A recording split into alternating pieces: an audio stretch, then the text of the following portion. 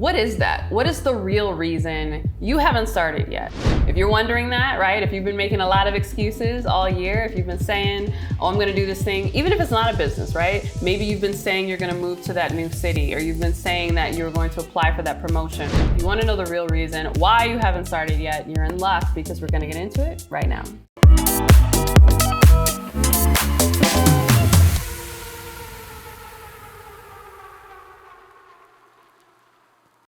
Hey, Courtney Sanders here. Welcome back to my podcast. If you're listening to this on iTunes or Spotify, you can come on over to my YouTube channel if you want to see the visuals, i.e. my crazy facial expressions that go along with these podcasts, because I can get pretty animated, especially with what we're going to be talking about today, which is why you haven't gotten started yet and why you never feel ready. And so I got this idea because if you can believe it, as I'm recording this, there are just 75 days left in the year. Yes, 75 days left in the year 2023. We are coming up on one of my favorite holidays ever, which is actually New Year's. I love New Year's because I love this idea of a fresh start and tracking your progress and achieving your goals. I mean, it makes sense. I'm a weirdo. I've been into this stuff since I was a very young child, which, you know, is probably no surprise why I'm a coach now, because then I can get paid to hold other people accountable to do the same. But I always get a little sad because inevitably I run across people, whether it's friends,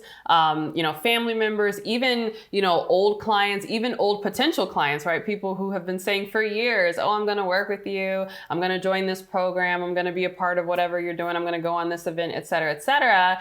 And I check in and say, okay, well, I know last time we spoke, you said that you were really excited to achieve XYZ and you were working on whatever. Where are you with that? And there's very little progress that has been made. That is like so sad to me, because I just think people overestimate how much time they have. And so, I'm getting ahead of myself. But in today's episode, I really wanted to peel back the onion layer on that. Like, what is that? What is the real reason you haven't started yet? And so just based on my observation, also having worked with literally thousands of clients and, teaching others how to not only achieve their own goals, but how to help others achieve goals as certified coaches. Yes, shameless plug for my CLS Coaching Certification Program. And if you think CLS stands for my initials, it does, but it actually stands for Coach of Life Success, because that is the designation that you walk away with. I'm super proud of this program. This is an accredited coaching certification program. We're accredited by a third-party coaching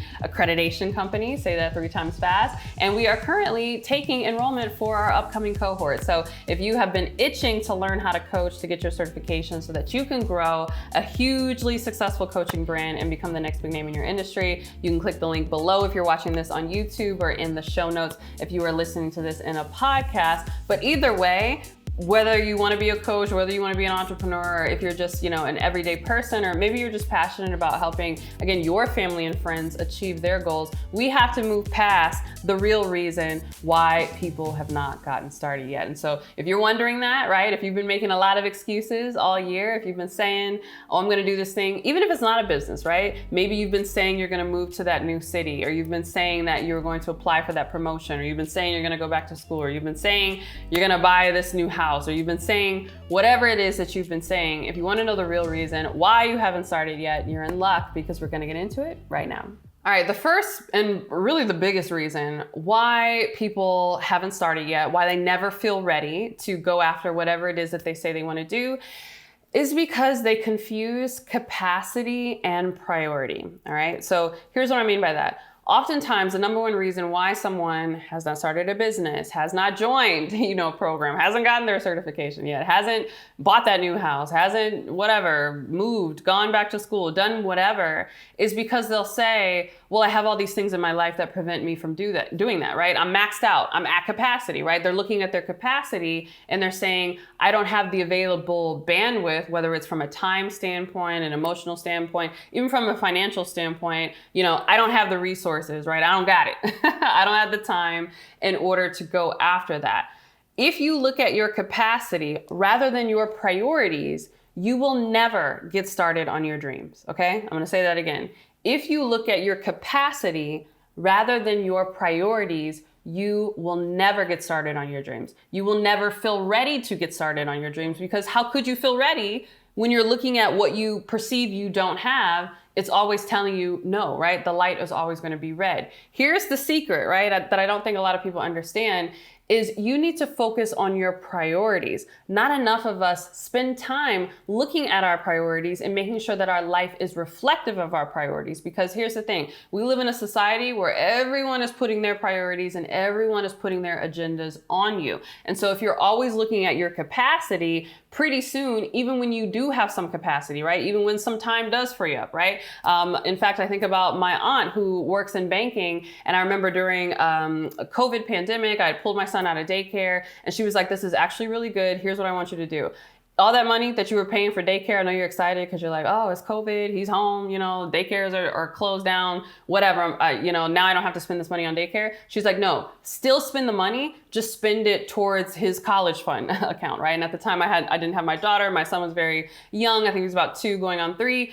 She's like, keep putting that money, keep spending it, right? But spend it on his college fund, spend it on stock investments towards, his education. And she said, the reason I want you to do this is because so many people will wake up, right, when their kids are 18 and will say, oh my goodness, like now we have to scramble for student loans and, we don't have enough money in order to send you to college. They'll say, oh, I don't have it, right? They'll look at that capacity situation, not recognizing that had they made it a priority from the very beginning, when the capacity freed up, they could have diverted that towards something that was a priority for them. So she was saying, you're already spending the money now. You're already used to quote unquote being maxed out. When this becomes free, right? That when this becomes free in your finances, instead of allowing it to be free and allowing it to get eaten up by all the other things that, will catch our attention, or other people you should do this, you should sign up for this. And before you know, that money is reallocated somewhere else.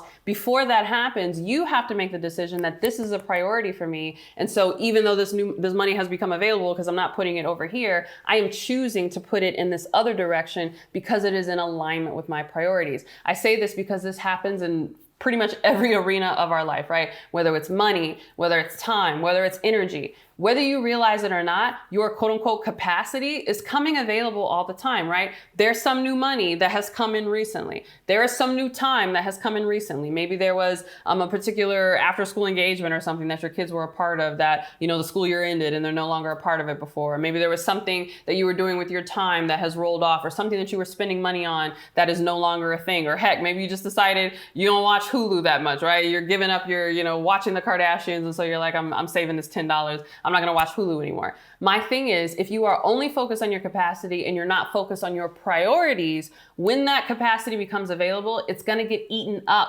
by other things. And so you want to make sure that you are crystal clear on what your priorities are, and that you are making sure that you are directing as much of your energy, time, attention, money, whatever it is, towards your priorities. Because if you are not intentional about this, it will never flow to those things. Do you understand me, right?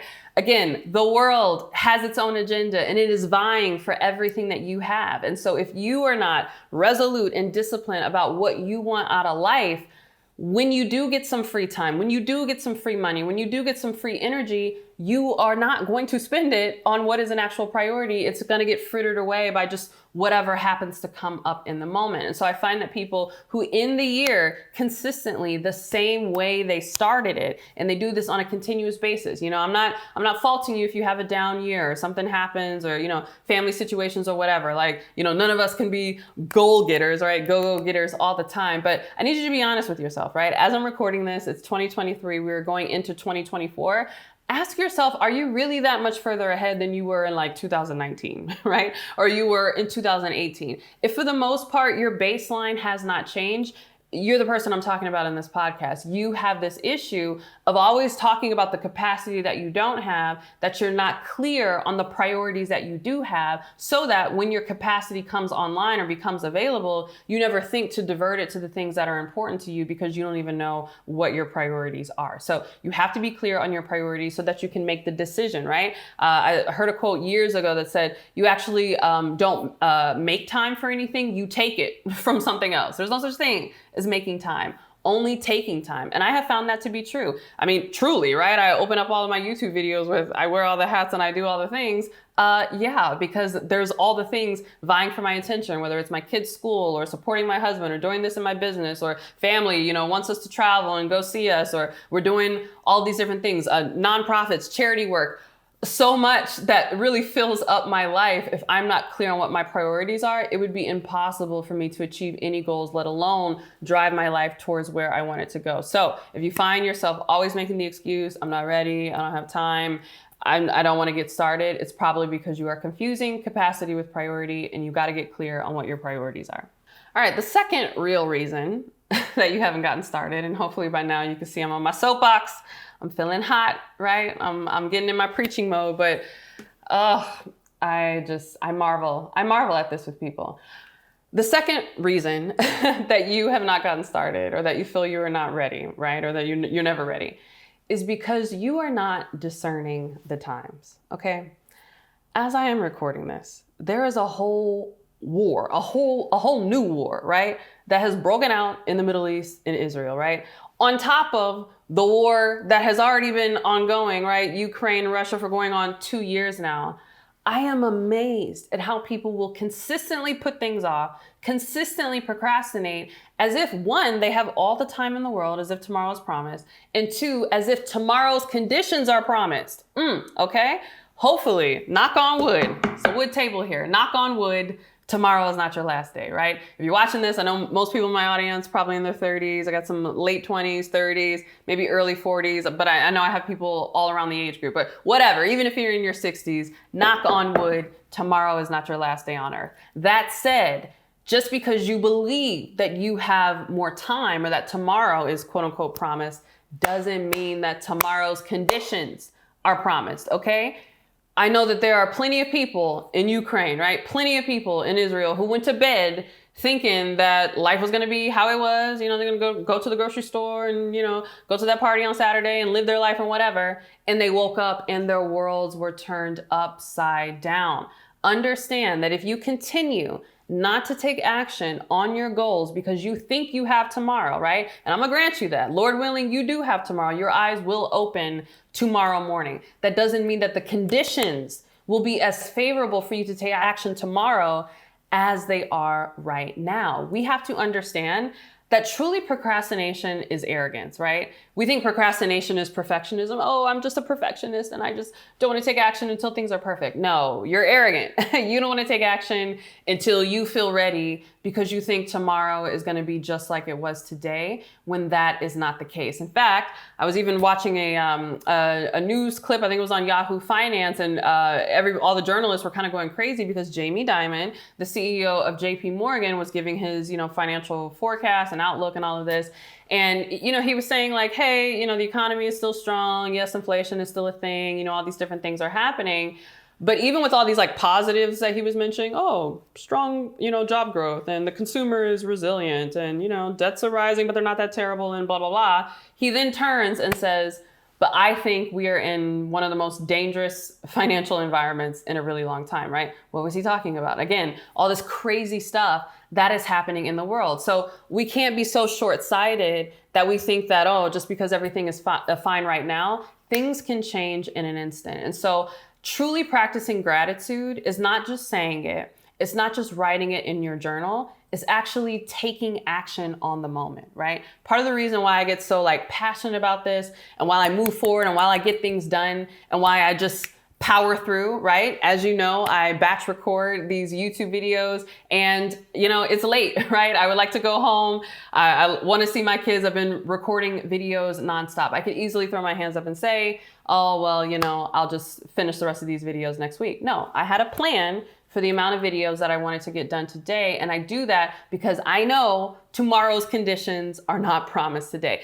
let's not even say it's like war or something like that. You don't know if someone could get sick. You can get a crazy phone call. There could be a car accident, like anything could take your attention. And this has happened to me before. I remember thinking that I had all the time in the world to work on a particular project. And then my son ended up having an asthma attack and we ended up having to go to the emergency room. And I was like, fearful for him and watching the ER doctors come in and then have my laptop propped up, trying to get this stuff done, feeling like a terrible mom because I really want to focus on my son, but I can't because, this thing that I should have did a long time ago, I didn't get done. And now the deadline is upon me and here I am in the ER. This is what I'm saying. Anything can happen. And so if you truly are grateful for your life, if you are truly in the habit of practicing gratitude, practice it not by saying it, but by doing it. Practice it by showing it, right? Practice it by taking action today.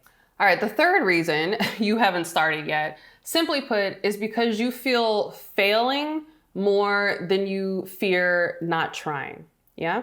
And I find that people who are comfortable fear failing more than they fear not trying. And I've been very sensitive to this, having traveled a lot recently. I've, traveled abroad for a few years, but over the last few years, really picked it up, gone to a lot of really interesting countries. As you know, half my team is based in South Africa. I host an annual retreat. By the way, we're getting ready to open ticket sales for this retreat. So if you're interested in that, if you're watching this on YouTube, you can click the link below in order to either join the wait list or, depending on when you're watching this, maybe registration is open and you can join me in South Africa. And if you are listening to this on iTunes and Spotify, you can go ahead and click the link in the description box. But I just remember going and how many in South Africa marveled at us meaning the Americans, right? Marveled at us and all the abundance that is available to us, all of the opportunities that are available to us. And they're like, oh my goodness, don't you know, if I had American citizenship, the things that I would be going after, right?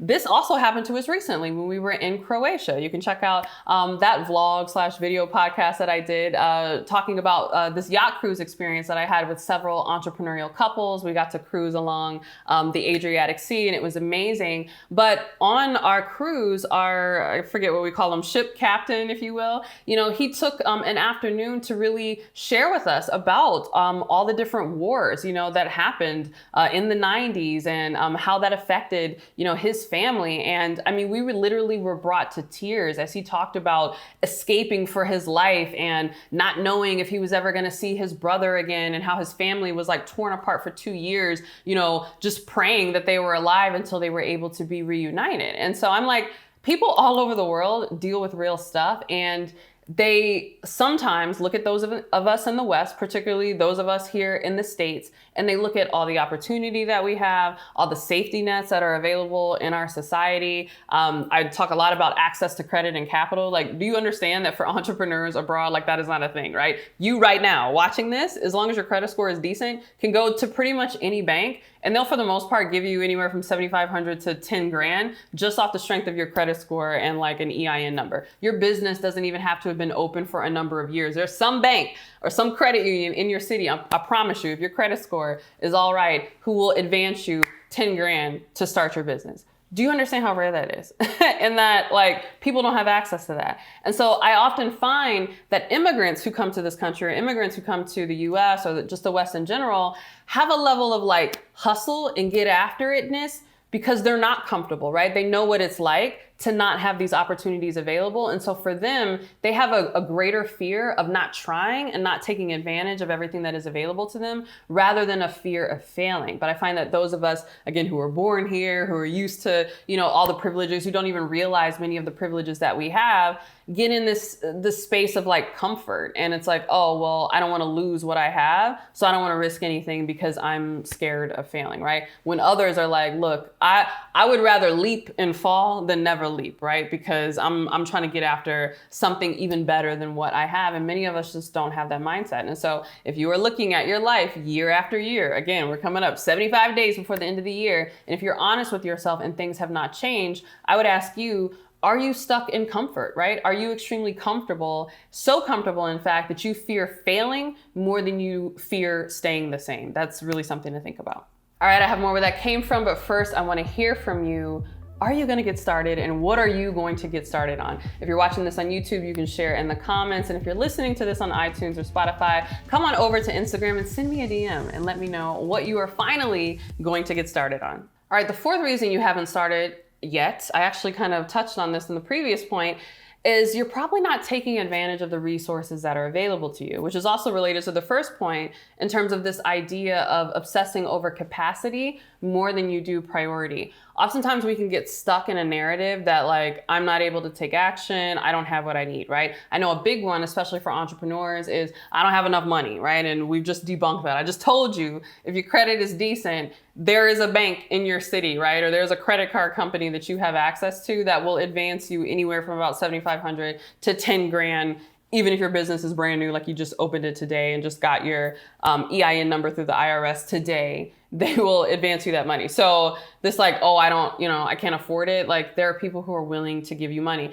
Oh, I don't know what my business plan is. Like there are free AI tools who at this point will write the business plan for you, right? If you need a business plan for a loan or you need a business plan for a pitch competition or something like that, there's free AI tools that will write it for you. There are people that are looking to partner with you. There are organizations, there are nonprofits. I think about, SCORE or the SBA. There's all these different organizations, government and non-government organizations that are dedicated to helping you thrive, and we're literally not taking advantage of it. In fact, one thing that I didn't take advantage of that I really kick myself to this day, back when I was a college student in Washington, D.C., there was a program that would match whatever you saved in order to purchase a home.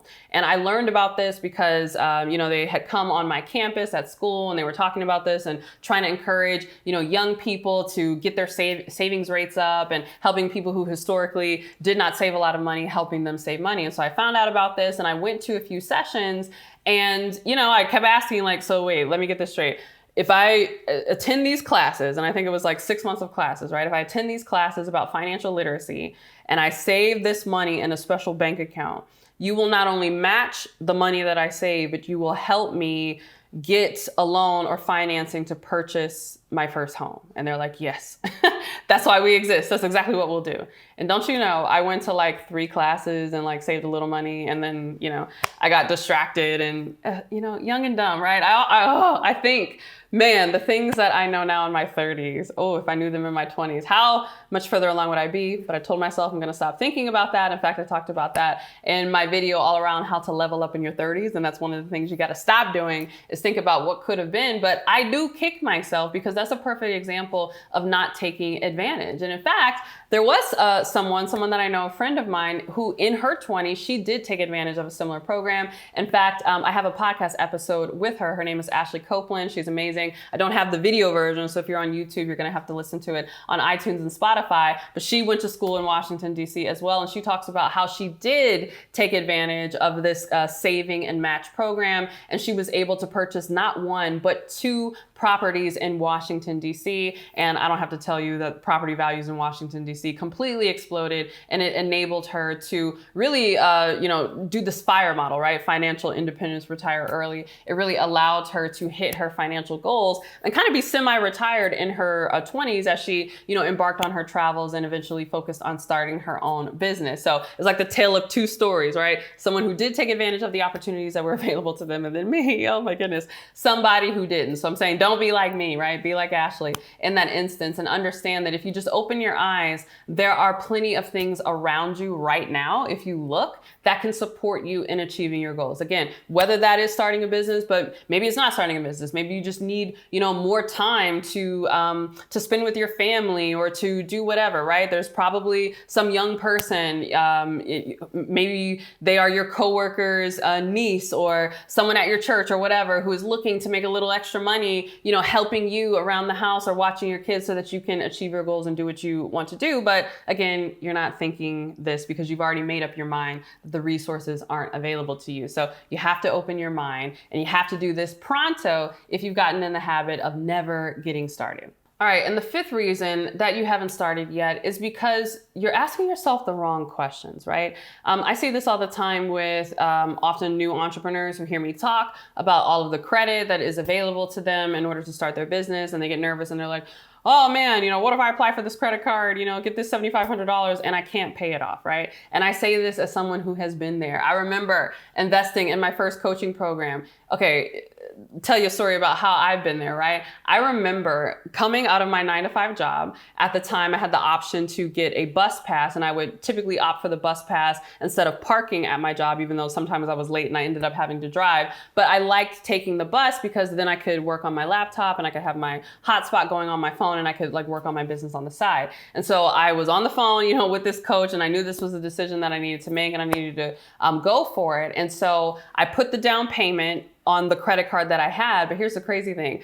The full investment, I knew I didn't have enough room on that credit card in order to fully pay for it. So after I had gotten off the phone with them and placed the whatever it was, $600 deposit or something, just to lock in my spot, don't you know I was on my phone, right? Applying for credit cards in order to get a card that had a limit so that by the time the invoice came, 7 days later, I would fully be able to pay for that, right? And I say that because I have been there. But here's the thing that I told myself. I said, you know what? If I can't pay off this, maybe it was $6,000 or $7,000 for the investment at the time. If I can't pay this off, right? I actually have bigger problems, right? Sometimes we get so focused on this initial thing in front of us. Oh my goodness, what if I can't pay this off? That's the wrong question. For me, I was like, you know what? I'm building this business because I'm trying to quit my job.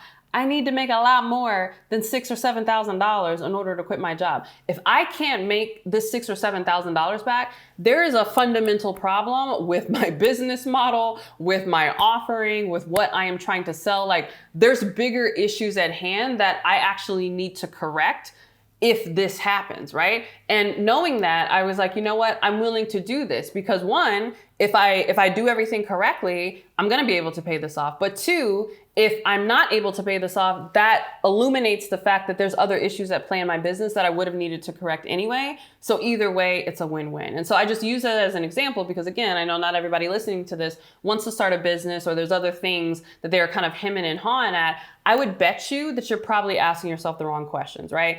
Maybe you want to get back out on the, dating scene after, having your heart broken or something like that. And you're like, oh, what if it happens again? You are asking yourself the wrong question, right? What if you keep putting this off and go your entire lifetime without ever having the opportunity to find your special someone, right? That's the real question you need to be asking yourself. Well, what if I go back to school and I look silly because I'm trying to get my undergrad and, I'm going to be in my 40s and everybody else is going to be in my 20s, right? But what is the real question, right? What if you go your whole life never having achieved that goal if it's important to you, and then you wake up and you look and you're much older and you're like, wow, I really feel like it's too late. What happens then, right? So if we're going to ask ourselves these what if questions, we want to make sure that we are asking ourselves the correct what if question around what is really the consequence of us not taking action now. So I'm going to get off my soapbox. Hopefully this motivated you to take action in these last 75 days or whenever you're watching this. Maybe you're watching this next year and you've got 362 days left in the year. I still want you to have a sense of urgency. And again, if you have a sense of urgency around building your coaching business so that you can become the next big name in your industry, I invite you to click the links wherever they are in the description box in the show notes in order to apply. And if accepted, we'll invite you to a call with my enrollment team who will walk you through the entire process. So with that, thank you so much for watching/listening. If you're listening, make sure you subscribe to my YouTube channel. And if you're watching, make sure you subscribe to my iTunes and Spotify. And either way, make sure you're following me on both Instagram and TikTok. It's CourtneyLSanders on both. And with that, I'll see you in the next one. Bye.